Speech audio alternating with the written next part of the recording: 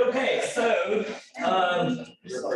I think it's this problem was intentional. It was my doing, and it's intentional doing. So I knew that most of you would get that and that part right, which you guys did. This might be the point of confusion, and it was intentional. I wanted to explain it, so here we go. The very first step is to graph. And what are the breakpoints there, or the points of interest? 2, because the piece shifts at 2, at 3, at 5. So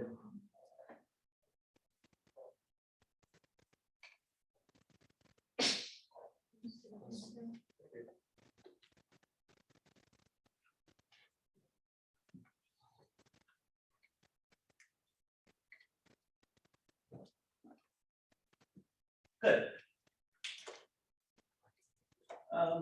Let's take care of these pieces first. If we start at the second one.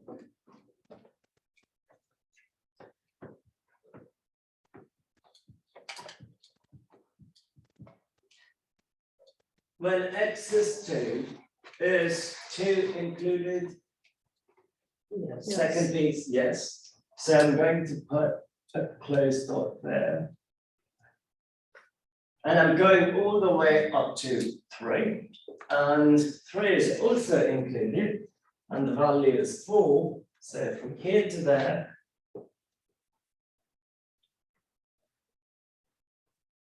That's what I have. Good. Moving on to the next piece, x is not included at 3, so it has to be an open dot. So when I plug in 3 in here, 3 minus 1 is 2. So it has to be open. And go all the way up to 5, I'm including 5. So when 5 goes for x, 5 minus 1 is 4. Since we are including, it has to be a closed dot. That's piece number 2. So connect. Third piece, greater than 5, it has to be open, no equal sign, but the value is 2. The number is 2, so at 5, open, 2, and then it's a constant. Great. Good so far. So the point of confusion was right there.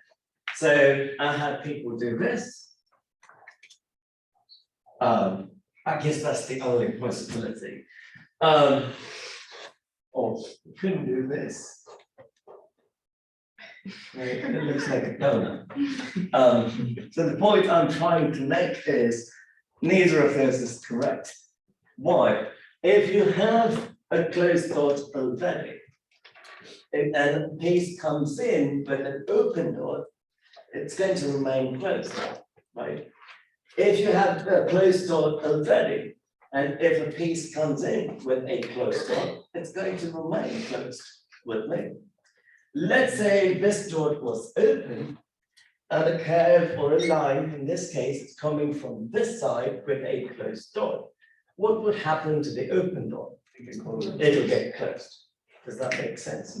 So in our case, the very first piece, negative infinity all the way up to 2. In other words, we expect an open dot at 2. However, there is a closed dot embedded. So when I draw that line, I have to go through 2. That line. So let me do it that way. So when I put that circle, it still remains as a closed dot, correct?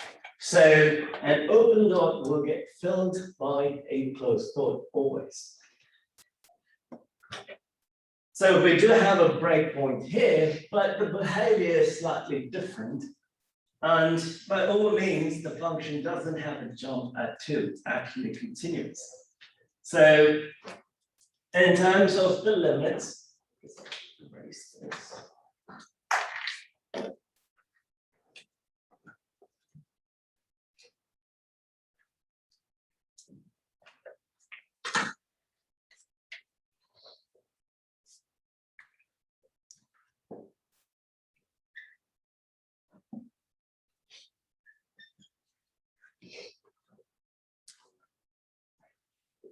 when I approach 2 from the right, so it's the purple line, so approaching 2 from the right, what is the value I hit? What did I give you? The left. Oh, I'm sorry. Thank you. The left. When I come from the left and get closer and closer to 2, what value do we hit? 4. Now, the neighboring number here is 3, so I can start at 3. So I start on the right hand side, get closer and closer to 2. What value do I hit? 4.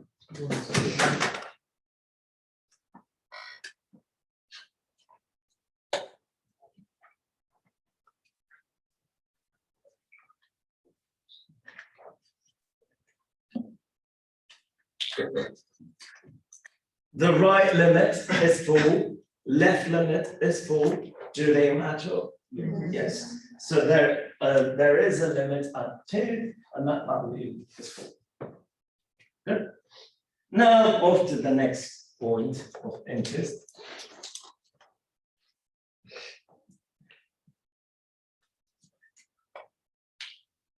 Left hand side. So 2 is my neighbor. So when I come from this side, the second piece has 4, but jumps down and the open value is 2. So from the left, the first point that we hit for 3 is 2, but it's open. So the left side limit is 2.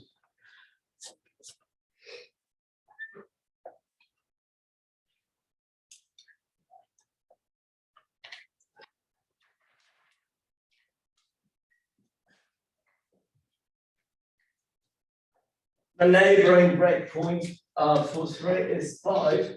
So I am going to approach 3 from the right hand side. So I start, over there, and I'm going to get closer and closer and closer to 3. What value do I hit?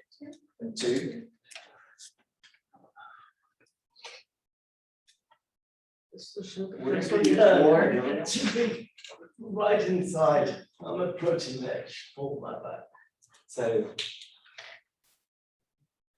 other way around. Left hand side is 4, right hand side is 2. My bad. So from 2, you get closer and closer. From the left, you get 4. From 5, you get closer and closer to 3. On the x-axis, the y value gets at 2, like that. Do they match up? No, since they don't match.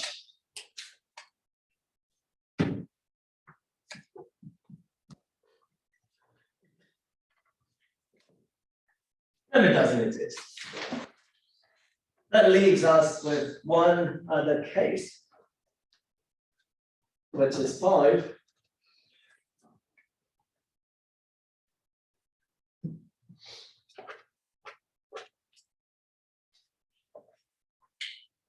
The neighboring breakpoint is 3. So from 3, I'm going to get closer and closer and closer to 5. The value goes up and hits 4. So from the left, the limit is 4. Good. And you start from positive infinity or even 6. As you get closer and closer to 5, the value we hit is 2. But it's just the limit from the right.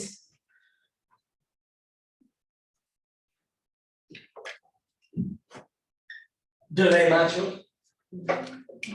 No, so the limit doesn't exist.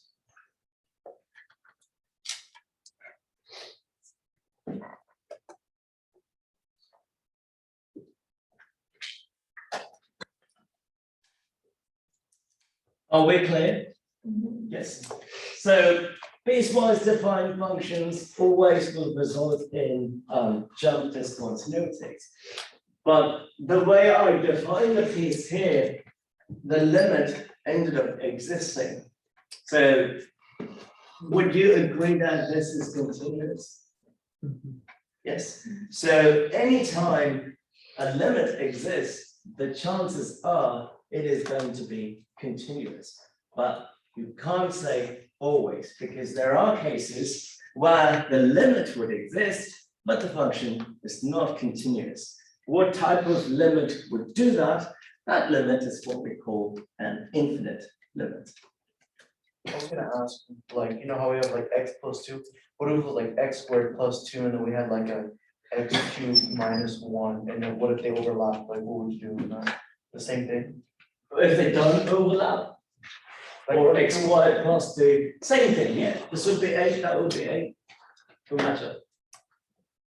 Right, x cubed minus 1, we'll be talking about 2 or 3.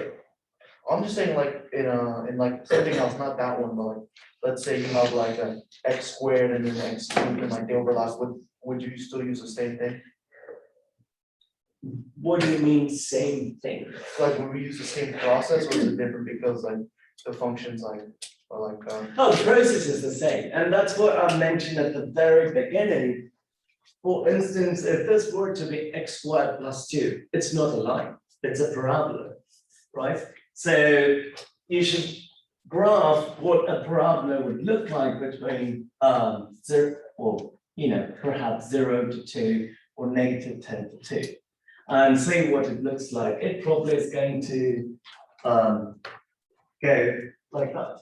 So it's curvy, but you know what that curve would look like if you put it like that. Yes.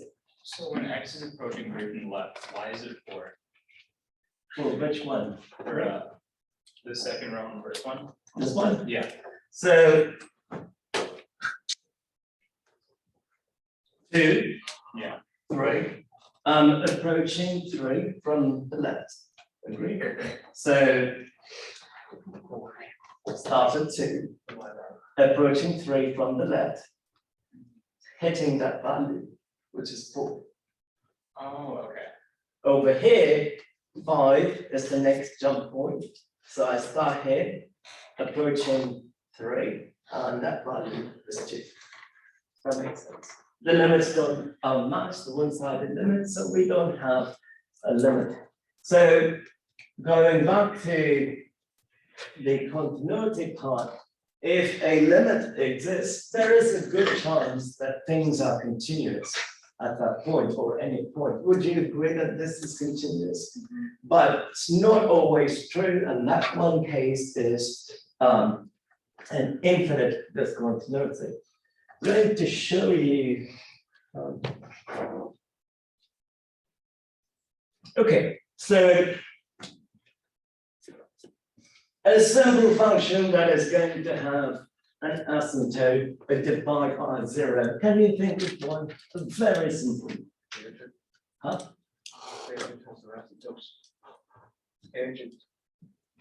Yeah. Tangent, that's not a simple function. 1 over x squared. 1 over x squared. Lucas says 1 over x squared. Great example. How about 1 over x? Simple than that, right? So I'm going to go with 1 over x. Unless if you insist, we'll go with x squared. I don't think it's going to change much in terms of what I'm trying to say.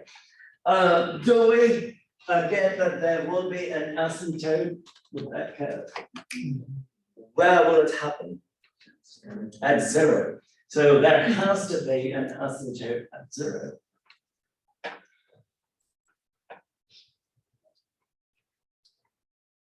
Good. So you can see one curve on this side as you come from the left. Well, before I get to that, what is a point of interest for us? Yes. Well, at what value of x? Oh, my apologies. I guess at the very least, so we talk about this, I guess. Yeah. 0. It is that x is equal to 0. The discontinuity happens at 0. So the point of interest is 0. Earlier, when I first started class, I said if there is an inclement weather event and things are going to blow up for a particular device, either going to rapidly cool down or it's going to rapidly warm up. And we want to know the behavior at that particular point so that we could take countermeasures. Mathematically, this is what we need when things are blowing up. So the point of interest is 0. I start at negative infinity, and if I trace the curve, it just keeps on going toward negative infinity. Right? So from the left-hand side, what is the limit? At 0. Let me erase this. We will do more problems next time on this, but this is just an introduction.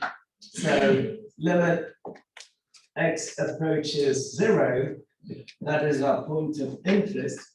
So starting at -5, getting closer and closer to 0, what is happening to the curve? It's going to negative infinity.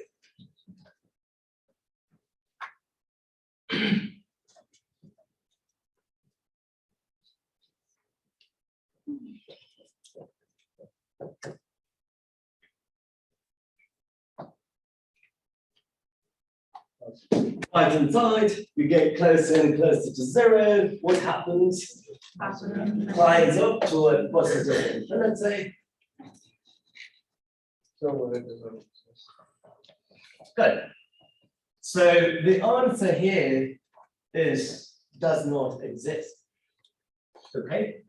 Now, in algebra, when you guys, were in high school, maybe college algebra, one of those courses, we used a different word for this. What do you guys use? Undefined, right? Everyone, undefined. Your algebra teacher probably said, oh, that's undefined. Now that is when we're young. Things get complicated as you get older. This is not true. Undefined, if you wrote it as undefined here, you would write it as undefined there also, right? Unnaturally, you would say undefined matches with undefined, so the limit is undefined, right? That's wrong, because the limit does not exist. See the difference? So we didn't teach you as negative infinity and positive infinity, because when you were in high school and college, the concept of undefined was very difficult, right? And then I throw in negative infinity, positive infinity, that's just going to make things harder. But these two are different values, even though both of them are undefined, they mean completely different things, going this way, going that way. So in this case, the answer does not exist. The point that I'm wanting to make here is that an answer of does not exist is not the same as the answer undefined. Most common mistake that students will make or have made, calling undefined and they need to be one and the same, they're not the same. Are we clear? Yes. Is it because it's positive and negative, or is it because there's many values? But it's because it's negative and positive. If both of them were positive infinity, what would your answer be in this class and beyond? If both of them happen to be positive infinity, what would be the limit at 0? Positive infinity. You still would not write it as undefined, positive infinity. Does that make sense? We will do a bunch more problems on this. Bring your calculator next time, because I'm going to show you the tabular way of doing this and the graphical way of doing this.